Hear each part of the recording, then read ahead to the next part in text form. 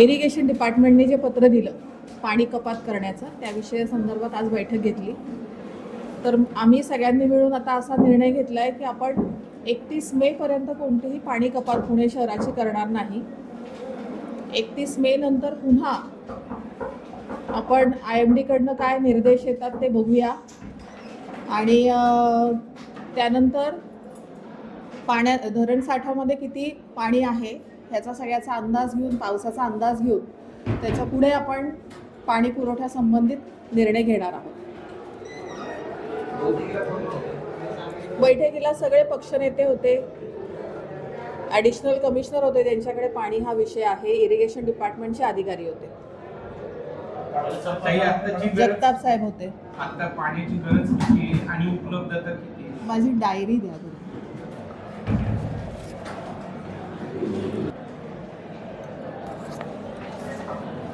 आत्ताचा जो धरण साठा आहे तो 32.80 आहे.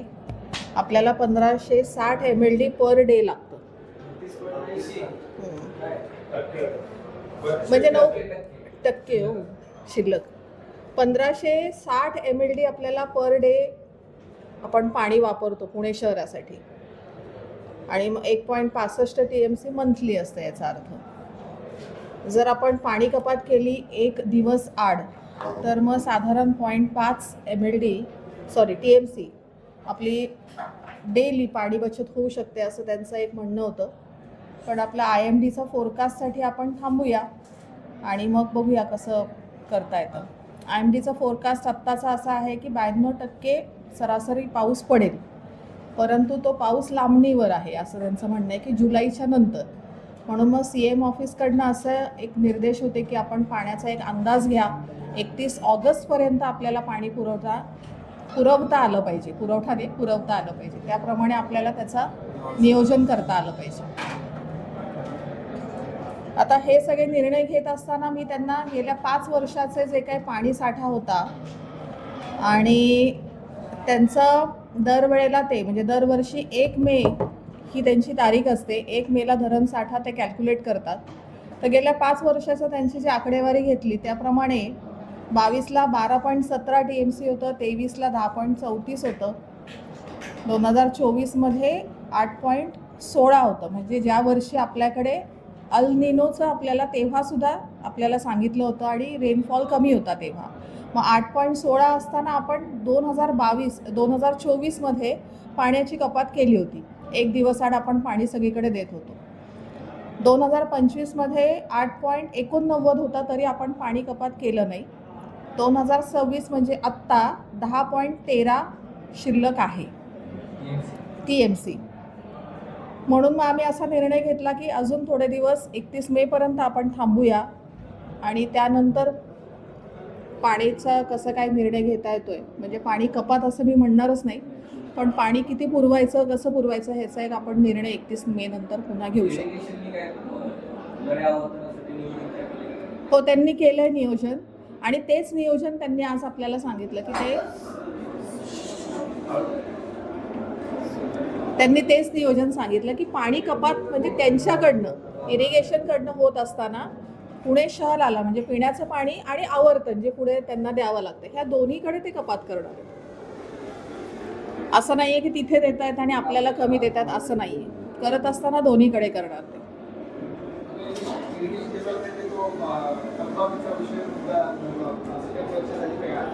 त्यांनी आज विषय काढला होता, पण मी त्यांना म्हणाले की तो वेगळा विषय घेऊन आपल्याला त्याची बैठक घ्यावी लागेल.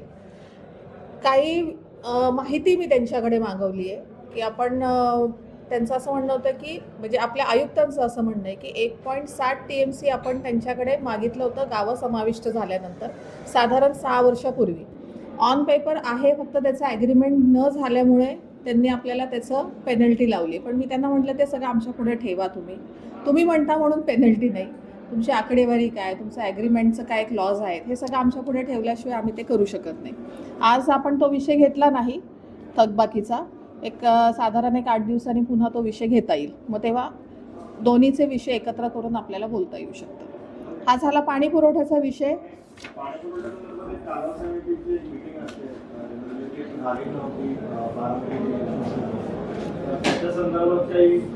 इरिगेशनकडनं काय आपल्याला सांगायला ती मीटिंग होणार आहे त्याच्यामध्ये काही वेळा मिळत नाही, असं आज काही ते म्हणाले नाहीत मला.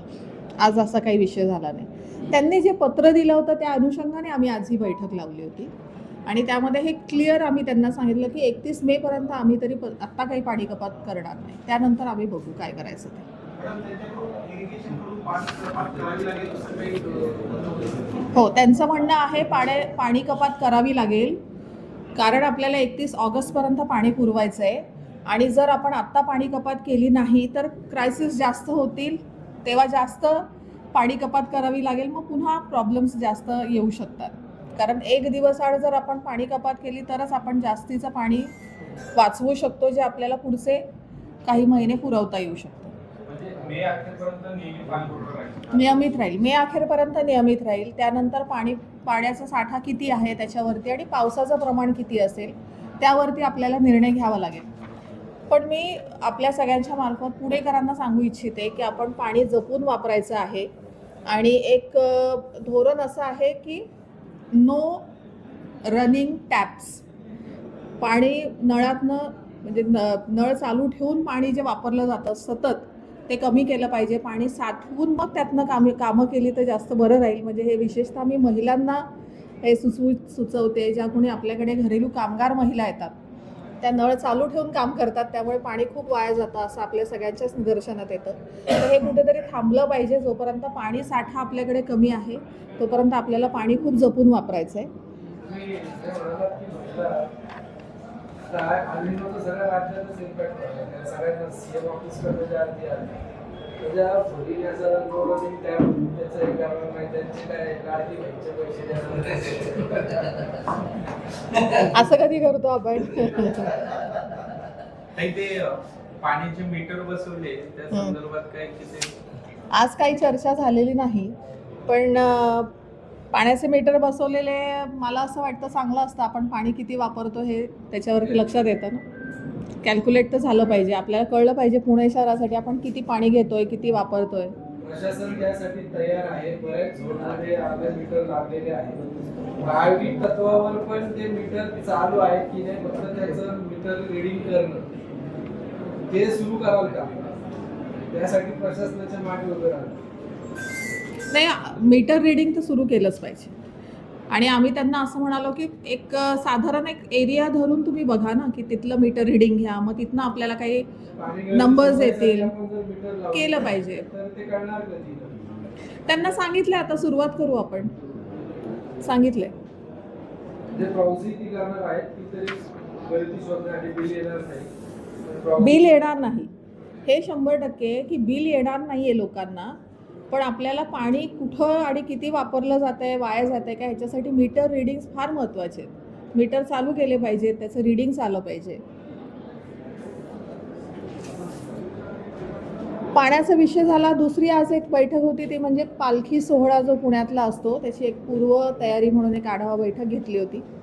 त्याच्यामध्ये दोन्ही पालखी प्रमुख आले होते, देवस्थानचे प्रमुख आले होते, सगळे आपले अधिकारी होते, ही सुद्धा सगळे पक्षनेते होते. त्यामध्ये एक जनरल आढावा घेतला, त्यांच्या काय अपेक्षा आहेत आमच्याकडनं ती एक मागणी घेतली त्यांच्याकडनं. तर नेहमीच जे आपण पुणे शहरामध्ये येणारे जे महाराष्ट्रातल्या कानाकोपऱ्यातनं वारकरी येतात, भक्त येतात, ते पाहुणे आहेत आपले आणि त्यांची सोय पुणे महानगरपालिकेच्या क्षेत्रामध्ये चांगली व्हायला हवी, यासाठी ही आढावा बैठक होती.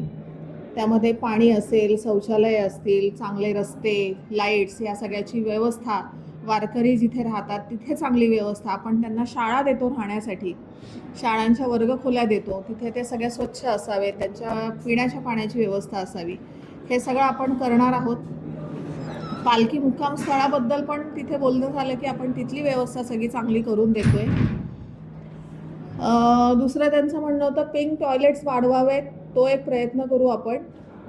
जनरल एक सर्वेतनं असं लक्षात येतं की आपण टॉयलेट्स खूप करतो, परंतु गर्दीमुळे त्या टॉयलेट्सच्या स्वच्छतेसाठी पाणी पुरवठ्याचे टँकर्स तिथे पोचत नाहीत.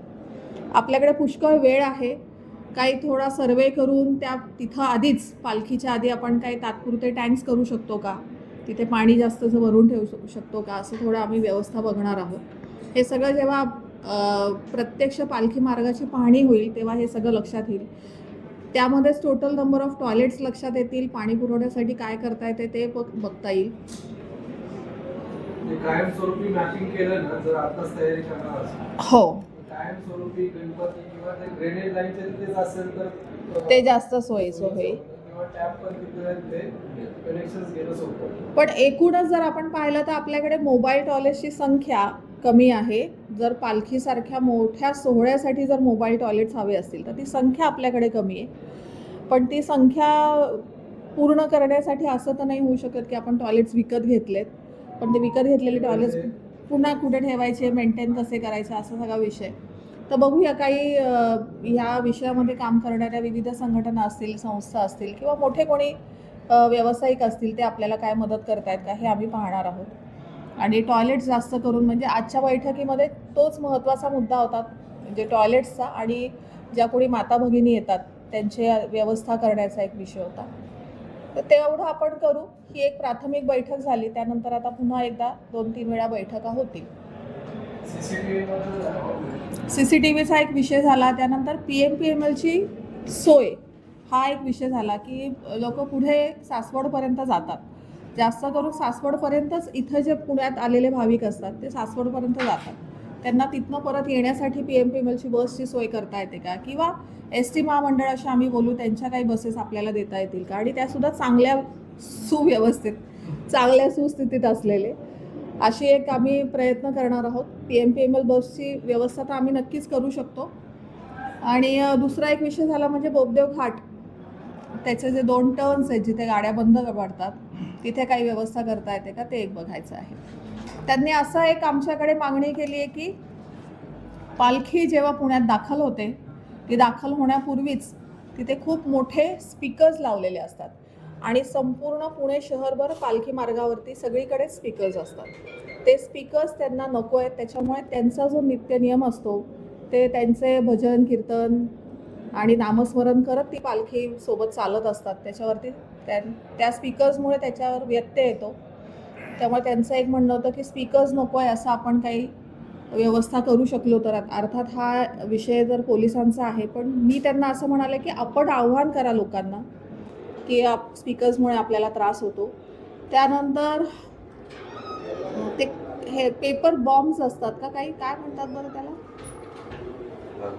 कागदी बॉम्ब ते नको म्हणाले ते, कारण त्यांच्यासोबत पालखी मार्गामध्ये असणारे अश्व आहेत किंवा अजून काही त्यांना त्याचा त्रास होतो. त्यामुळे ते एक त्यांना नको असं त्यांनी एक आव्हान केलंय.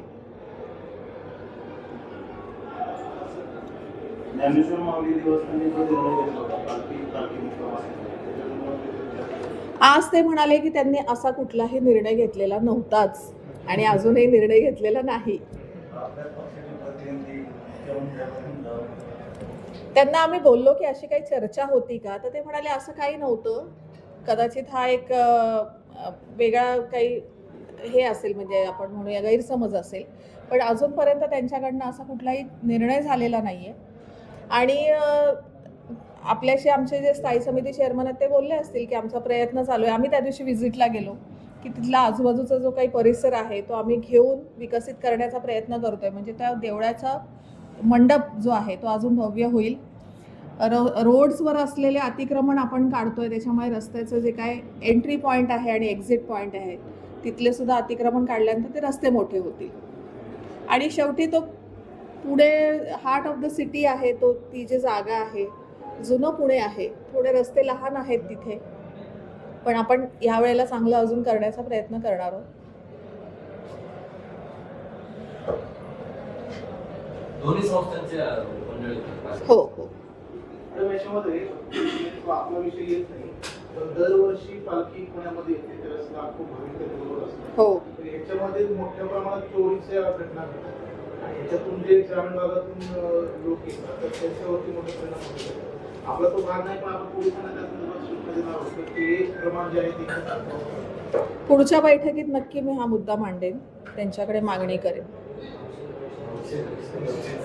सगळेच असतात आणि ही संख्या जी आहे ती वाढत चालली आपल्याकडे. हौशी लोक जे आहेत ते खूप आहे, त्याच्यामध्ये खूप संख्या वाढत चालली. हे काय बुवा बाजूवाले नाही, सोशल मीडिया स्टार. तुळशीपत्रवाले, त्यांच्याकडे सुरू झालं काय? सोशल मीडिया स्टार आहेत सगळे. पैसा चालायचं आता. त्याचं कारण तुम्हाला सांगते की अनेक लोकांना आपले आपले जे चांगले काम केलेले मंडळी असतात त्यांना त्यांची नावं द्यायची असतात. अनेक नेते आहेत जे कायमच राष्ट्रपुरुष नाही होऊ शकलेले पण त्यांनी समाजासाठी चांगलं काम केलंय. अशा लोकांची नावं देण्याला काही हरकत नाही ना. त्या ठरावामुळे ह्याच्यावरती व्यत्यय येत होता. पण राज्य सरकारने एक आदेश काढलाय आणि त्यांनी एक नियमावली करून दिली, कोणाची नावं दिली पाहिजे त्याची अंमलबजावणी व्हायला पाहिजे. ती पण अंमलबजावणी करत नाही. हे सगळे दोन्ही विषय एकत्र करून आम्ही त्यांना पुन्हा पक्षनेत्यांच्या सभेमध्ये द्यायला सांगितले. नवीन धोरण करायला सांगितलंय. त्याच्यामध्ये आपण निर्णय घेऊ. त्याच्यामध्ये आता जो अगोदर प्रेस कॉन्फरन्स गणेश किल्ले रस्त्यावरचे 521 झाडं जे आहेत ते रस्त्यावरती काढण्यात आली. त्यामध्ये हेरिटेज काढले जाऊ शकतात. याच्या संदर्भात आपण काय माझ्याकडे त्या विषयाची काही माहिती नाही. म्हणजे माहिती नसताना मी बोलणं योग्य होणार नाही. मी माहिती घेऊन आपल्याशी बोलेन. आज पक्षनेत्यांच्या सभेमध्ये अजून एक ठराव आपण मान्य केला, तो म्हणजे पुण्याचं एक नवीन ब्रँड असेल. त्याला नाव आहे पुणे प्रथम. त्या ब्रँडचा एक वेगळा लोगो आहे आणि पुणे प्रथम म्हणजे पुण्यासाठी लागणारा सगळा विषय, पुणेकरांसाठी लागणारा जे काही विषय आहेत ते पुणे प्रथम असतील. त्यामुळे पुणे प्रथम. ऑलरेडी आहेच. ते फार जुनं झालं. नवीन आता नवीन पुणेकरांना प्राथमिकता देण्यासाठी पुणे प्रथम.